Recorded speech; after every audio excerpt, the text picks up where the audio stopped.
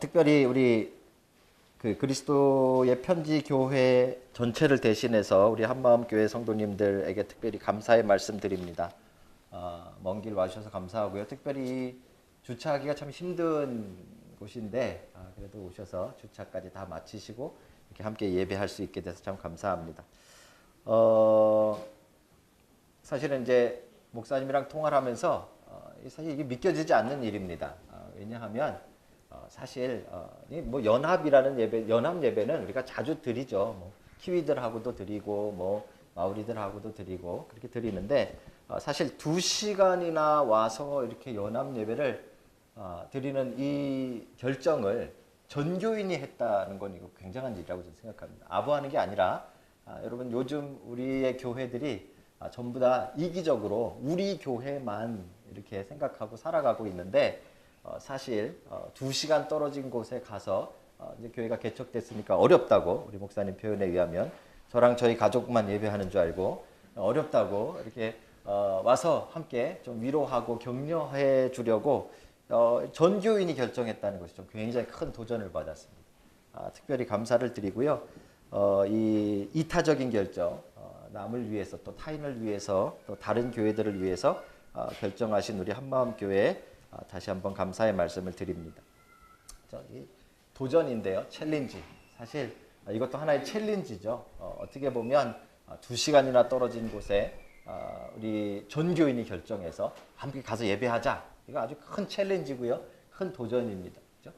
교회도 늘 도전을 맞이하고 또 개인도 늘 도전을 맞이합니다. 인생은 이 도전이 없는 인생은 아무도 없습니다. 그렇죠? 모든 사람의 인생에는 챌린지가 있습니다.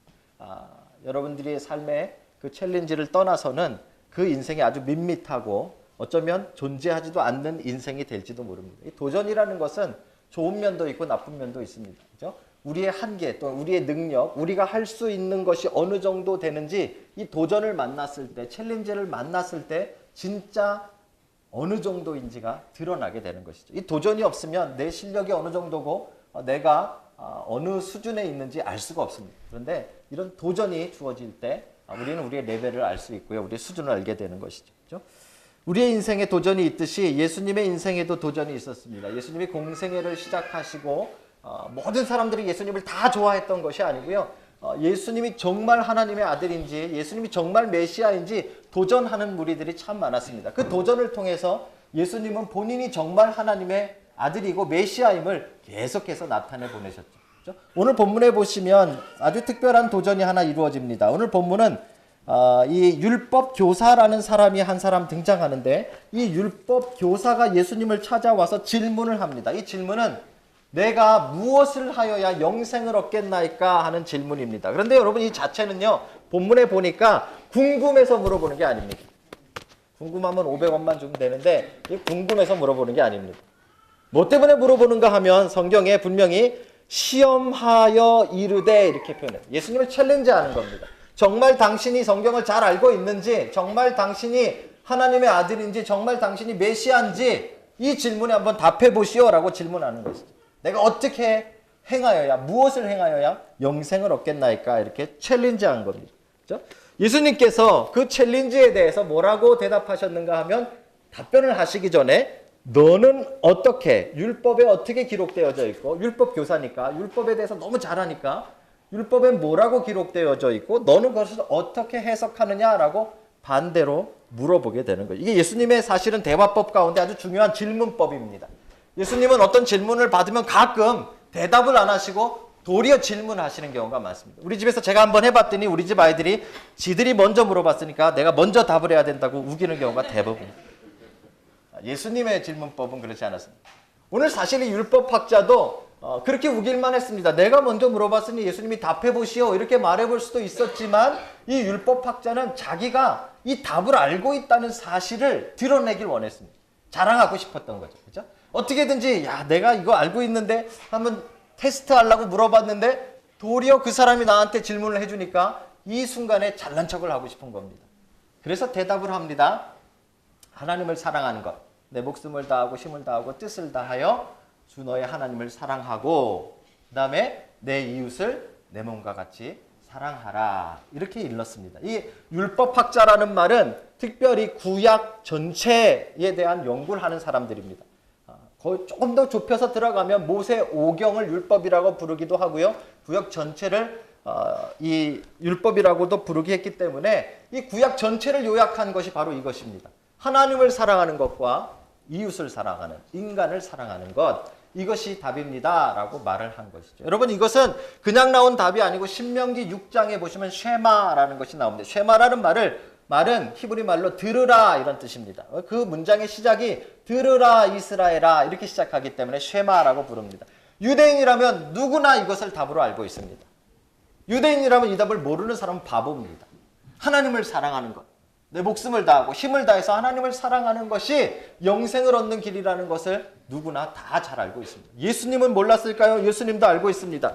그 증거가 여러분 마태복음 22장에 보시면 이렇게 나와 있습니다. 마태복음 22장 37절에 보시면 이때도 어떤 율법사의 질문에 대답하시는 부분인데 이렇게 대답하십니다. 예수께서 이르시되 내 마음을 다하고 목숨을 다하고 뜻을 다하여 주 너의 하나님을 사랑하라 하셨으니 이것은 크고 첫째 되는 계명이요 둘째도 그와 같으니. 이게 되게 중요합니다.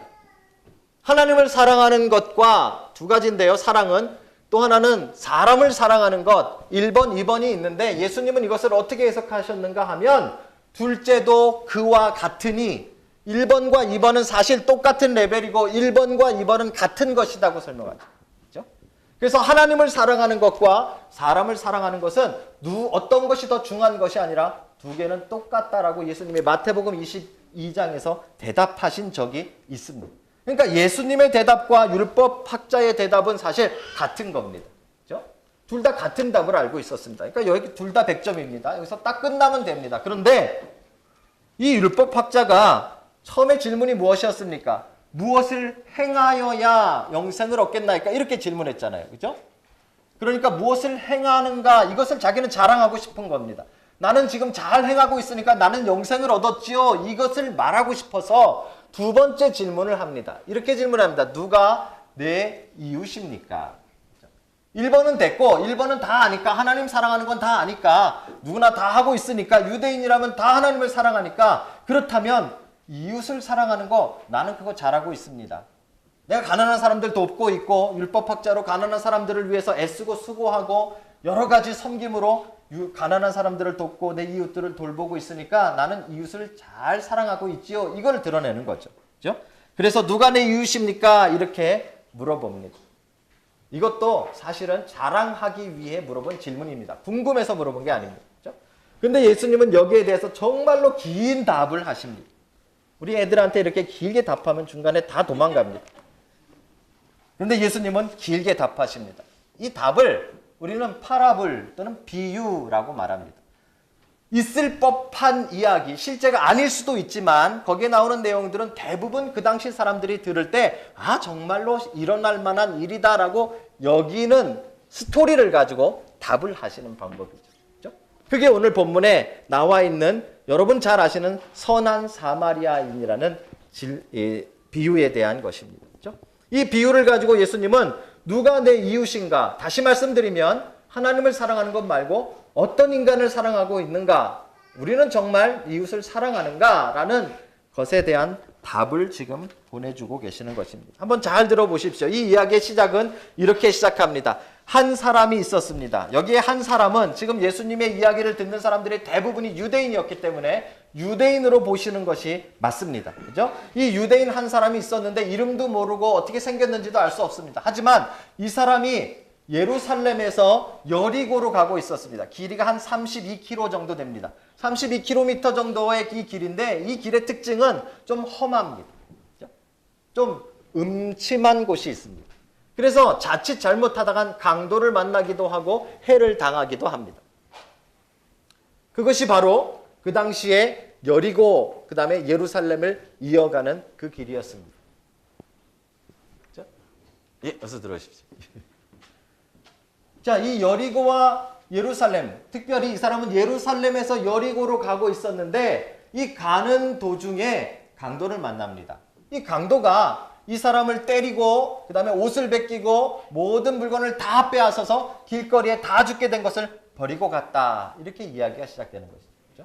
한 사람이 강도를 만나서 길거리에 바닥에 쓰러져 죽어가고 있다는 말입니다. 자, 여기에 이제 두 사람이 등장합니다. 하나는 제사장이고요. 또 하나는 레위인입니다.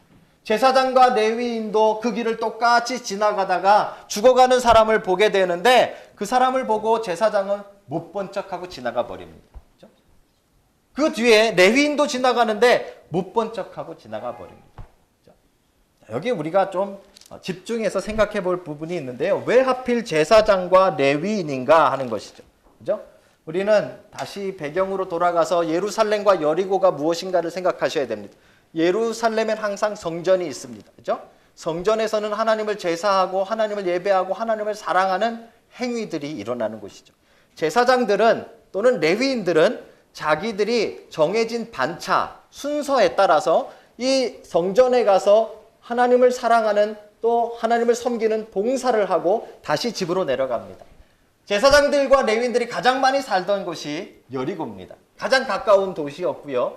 여차하면 예루살렘에 가서 일을 볼 수 있었기 때문인 것이죠. 오늘 본문에 잘 보시면 어디서 어디로 가느냐가 참 중요한 것인데요. 지금 예루살렘에서 여리고로 가고 있습니다. 이게 무슨 말일까요? 제사장과 레위인은 예루살렘에서 하나님을 사랑하는 봉사를 하고 집으로 돌아가는 길이라는 말입니다. 유대인들이 볼 때 그 어떤 사람보다도 하나님을 사랑하고 그 어떤 사람보다도 하나님을 위해 봉사하고 그 어떤 사람보다도 하나님을 잘 섬기는 사람을 대라고 한다면 제사장입니다. 또 레위인입니다. 그들은 자기의 인생을 자기의 직업도 갖지 않고 하나님을 위해 헌신한 사람들이고 하나님을 위해 봉사하는 자들입니다. 그가 지금 둘 다 예루살렘에서 여리고로 가고 있다는 말은 지금 예루살렘에서 하나님을 사랑하고 하나님을 섬기고 하나님을 위한 일을 다 하고 집으로 가고 있다는 말입니다. 다시 말씀드리면 하나님을 사랑하는 일에는 이 제사장과 레위인을 따라올 자가 없습니다. 문제는 뭐가 문제입니까?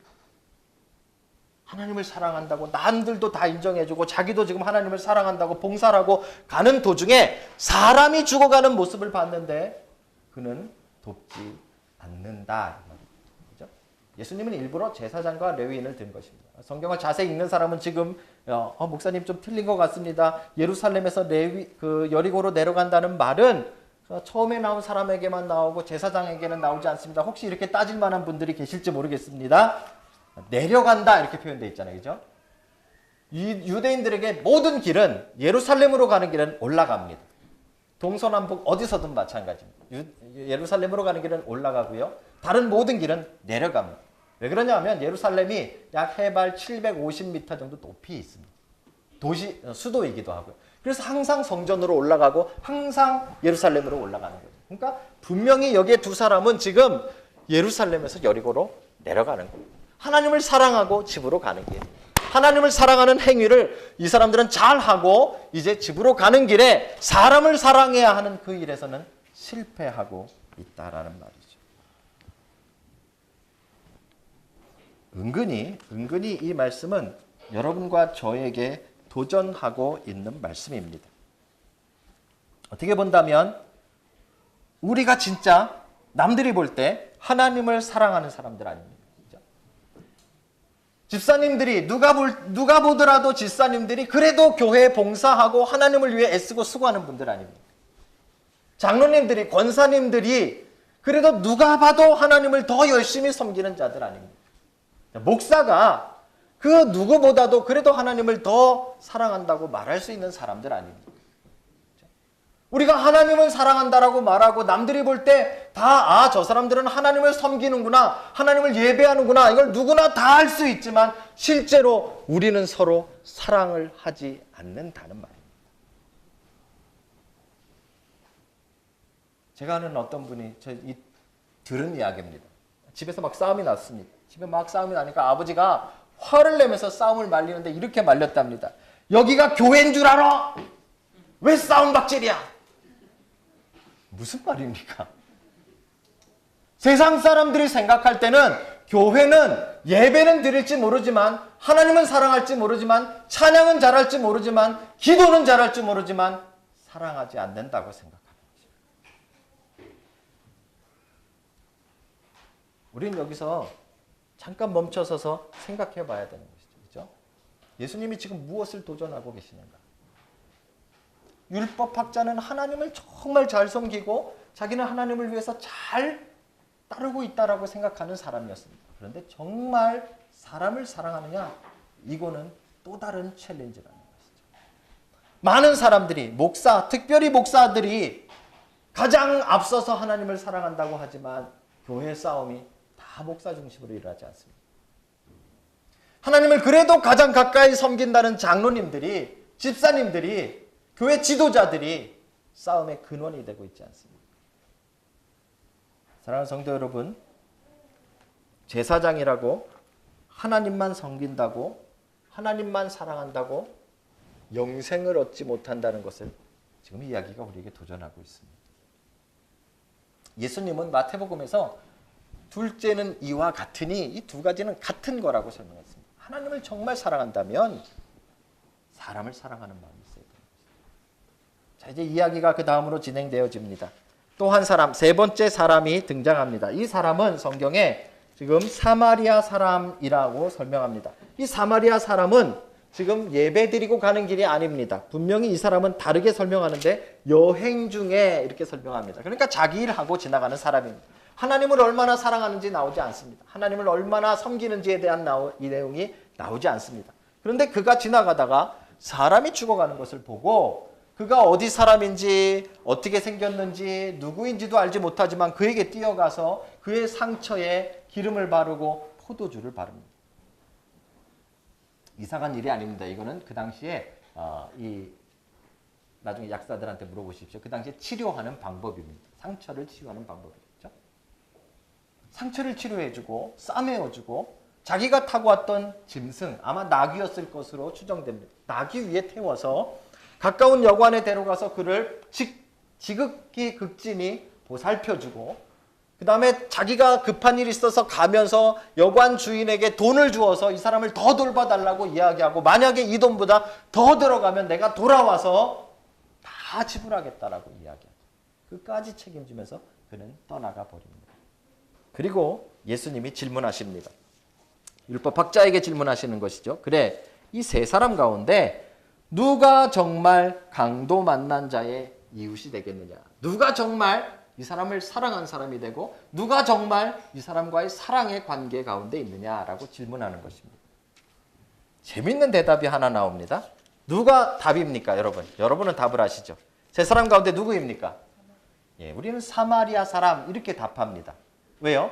예수님이 이야기를 시작하실 때 사마리아 사람이 지나가다가 이렇게 말씀하셨으니까. 근데 오늘 율법학자는 뭐라고 대답할까요? 예? 자비를 베푼 자입니다. 왜 그랬을까요? 왜 그랬을까요? 율법학자는 사마리아라는 말을 입에도 담기를 싫어하는 것입니다. 교묘하게 같은 사람이지만 다른 표현으로 답을 말해줍니다. 답은 맞는 것 같지만 예수님이 원했던 답이 아닙니다.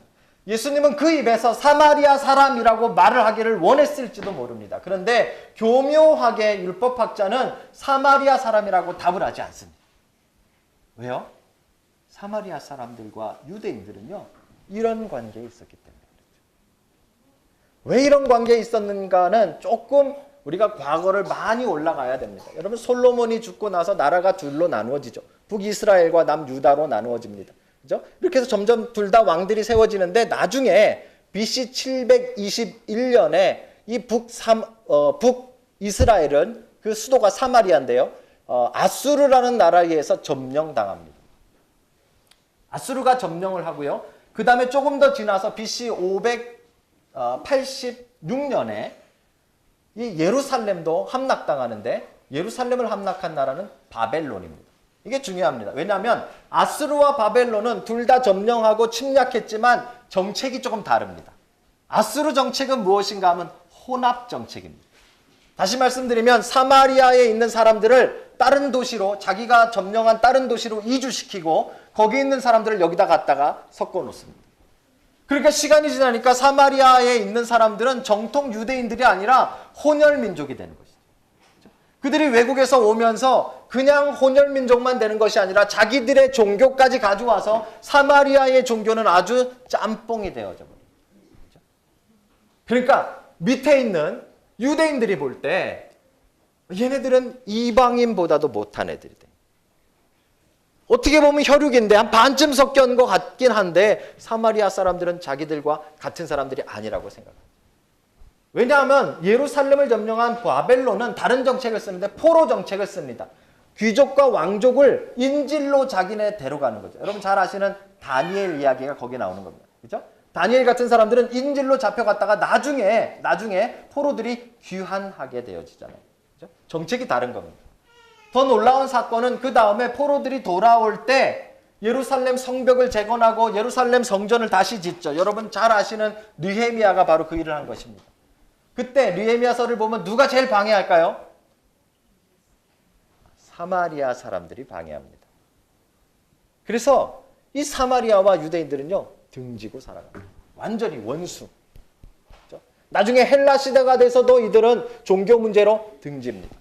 그래서 그들은 그림신산이라는 곳에 하나님을 예배하는 장소를 자기들끼리 따로 만들고 종교가 혼합되어지고 이상한 모습이 됩니다. 심지어는요 예수님 시대에 어떤 일이 있었는가 하면 사마리아 청년들 몇 명이서 이 유대인들에게 반감을 가지고 밤에 무덤을 파가지고 사람 뼈를 가져다가 성전에 예루살렘 성전에 쏟아붓습니다. 유명한 사건입니다. 이 사건으로 유대인들과 사마리아 사람들은 완전히 원수가 되죠. 그래서 유대인들이 볼 때는 이방인들을 그냥 무시하고 멸시하고 하나가 아니라고 생각하는데 사마리아 사람들은 이방인보다도 못한 취급을 하게 됩니다. 개 취급을 하게 됩니다. 그런데 오늘 이야기 가운데 놀랍게도 지금 이 유대인, 강도 만난 유대인을 누가 살려냅니까? 그 개처럼 여겼던 사마리아 사람이 살려내게 되는 거죠. 아무리 자비를 베풀었어도 아무리 선한 일을 했어도 자기 입으로 사마리아 사람이 내 이웃입니다라고 율법학자는 말할 수가 없는 겁니다. 왜요? 율법학자는 한 번도 사마리아 사람을 사랑해야 된다고 생각해 본 적이 없기 때문에 그런 것이죠. 사랑하는 성도 여러분, 오늘 예수님이 챌린지, 도전하시는 겁니다. 율법학자에게 네가 개처럼 여기고 네가 사랑할 수 없다고 생각했던 그 사마리아 사람을 사랑해야만 영생을 얻는 것이다 라고 말씀하십니다. 너도 이와 같이 해라. 자신 있게 우리 아멘들 하셨어요. 이제 한번 해보십시다. 여러분 어떠십니까? 여러분과 제 안에 원수가 있을까요, 없을까요? 제가 가끔 교회에서 원수에 대해서 이렇게 말씀을 나누면요.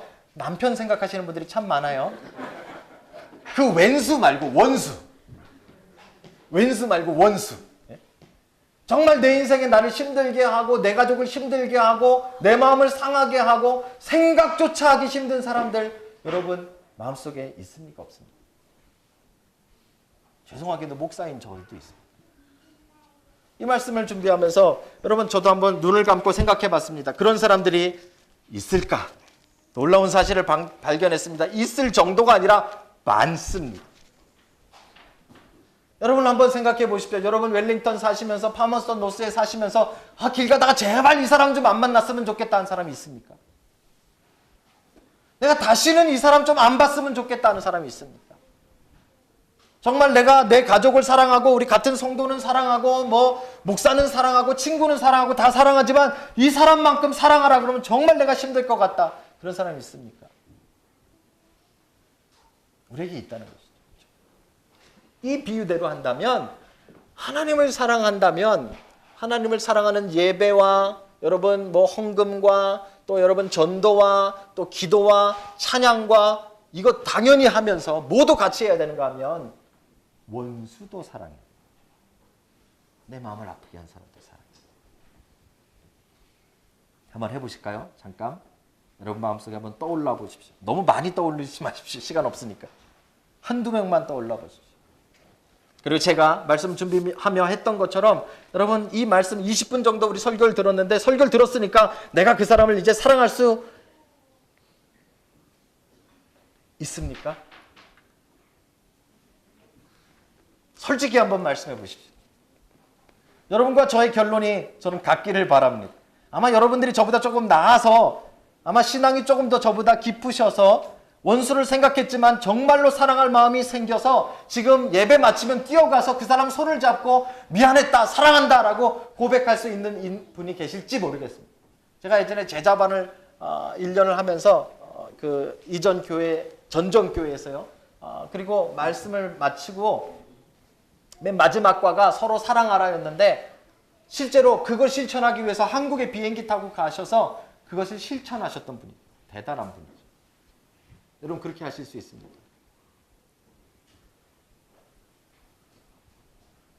솔직히 저는요 말씀 준비하면서 20분 제 설교를 듣고 물론 우리 안에 성령님이 역사하시지만 이 설교를 듣고 원수를 사랑하는 마음으로 오늘 바뀌어서 여러분과 제가 갈 수 있을까?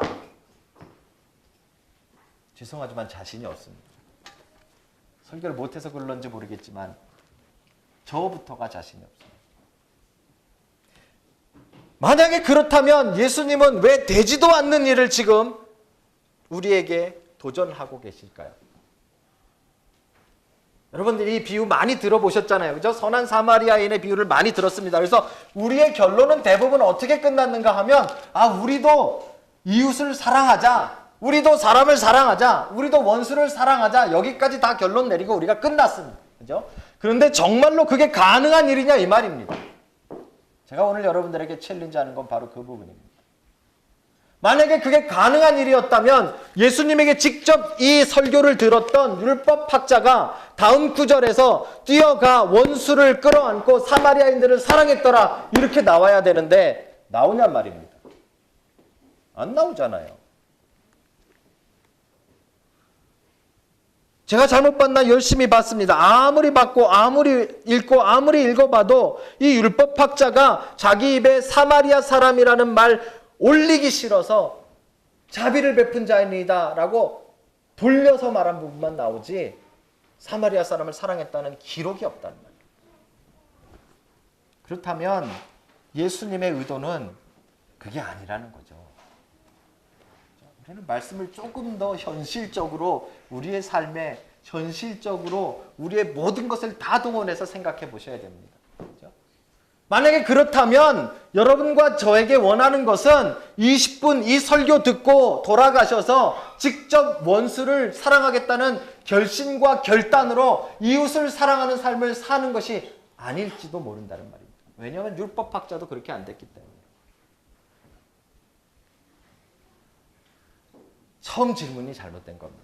처음 질문이 무엇이었는가 하면 내가 무엇을 행하여야 영생을 얻겠나이까? 이렇게 질문했는데 사실 우리의 힘으로 무엇을 행해서 영생을 얻는 길은 존재하지 않습니다. 왜냐하면 여러분과 저는 이웃을 사랑할 수는 있을지 모르지만 그 이웃에 원수가 들어간다면 원수까지 사랑할 능력은 죄송하지만 제가 여러분들을 너무 낮게 평가하는지 모르겠지만 우리에게 없기 때문입니다. 여러분과 저는 원수를 사랑할 능력이 없습니다. 율법학자와 똑같습니다. 그렇다면 이 이야기를 왜 하셨습니까? 여러분 이 본문을 다시 보시면 오늘 본문의 이야기 가운데 딱 한 사람만 사마리아 사람을 사랑할 수 있습니다. 딱 한 사람만 예수님이 말씀하신 대로 너도 가서 이와 같이 행하라. 이대로 행할 수 있는 사람은 딱 한 사람밖에 없습니다. 누굴까요? 예? 예수님요? 강도 만난 사람입니다. 저는 이야기가 거기까지 진행되고 있지 않지만 분명히 이 이야기가 사실이었다면 강도를 만나서 죽을 뻔했는데 사마리아 사람이 살려줬던 그 사람만큼은 평생을 살면서 사마리아 사람들을 원수처럼 대하지 않고 사마리아 사람들을 사랑하며 살았을 것이라고 저는 장담합니다. 여러분 안 그렇습니까?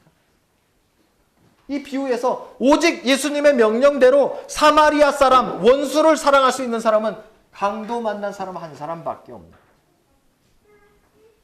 여기에 우리의 메시지가 있는 겁니다. 여기에 우리의 챌린지가 있는 거예요. 우리가 원수를 사랑하기 위해서는 우리가 정말 우리 힘으로 결심하고 결단해서 되는 일이 아니라는 말입니다. 그 행함을 가지고는 아무도 영생을 얻을 사람이 없다는 말입니다. 우리가 원수를 사랑할 수 있으려면 단 한 가지 조건이 있는데, 사마리아 사람에게 생명의 건짐을 받았던 것처럼 우리도 누군가로부터 아무 이유 없이 우리의 원수됐던 사람으로부터 우리의 생명의 구원을 받아봐야 한다는 것이죠. 예수 그리스도께서 원수되었던 우리를 향해서 십자가에 달려 돌아가시며 다 피 쏟아서 우리를 살려내신 그 은혜를 경험하지 않으면 원수를 사랑할 수 있는 힘이 여러분과 저에게 없다는 말입니다. 여러분과 제가 예수님의 명령대로 원수를 사랑하고 영생을 얻을 수 있으려면 사마리아 사람처럼 우리를 위해서 모든 것을 다 내어주신 예수 그리스도의 사랑을 먼저 받으셔야 합니다. 그 사랑만이 우리로 원수를 사랑할 수 있는 능력을 주는 것입니다. 그 사랑을 의지할 때만 우리가 원수를 사랑하는 마음으로 바뀌게 되는 것입니다. 여러분, 이 이야기 그냥 원수도 사랑해야 된다, 이거 명령으로 듣고 율법으로 듣고 우리가 이것을 행하려고 아무리 애써봤자 죄송하지만 저도 안 되고 여러분도 안 됩니다. 아마 여러분 가운데 한두 명 될지 모르겠습니다. 그건 뭐 제가 다 여러분 마음을 다 알 수는 없으니까, 그죠? 하지만 정말 인간이라면, 정말 인간다운 인간이라면 원수를 사랑한다는 것은 자연스러운 일이 아닙니다. 오직 한 가지 길입니다. 강도 만난 자가 사마리아 사람을 만나 생명의 건짐을 받았던 것처럼, 그래서 그가 사마리아 사람을 사랑할 힘을 받았던 것처럼 원수된 우리들을 향해 십자가에 달려 돌아가신 그리스도의 사랑을 힘입으시길 주님의 이름으로 축복합니다. 그게 되면 하나님을 사랑하는 일이 이루어지는 것입니다. 그게 되면 둘째도 이와 같으니 똑같은 마음으로 원수도 사랑할 힘을 공급받는 것입니다. 우리의 힘과 우리의 행위가 아니라 그 그리스도의 사랑으로 이 일이 가능케 될 수 있다는 사실을 여러분과 제가 오늘 말씀을 통해 믿고 다시 한번 그리스도의 사랑으로 능력을 얻어 원수까지 사랑하는 영생의 길에 서기를 주의 이름으로 축복합니다. 기도하시겠습니다.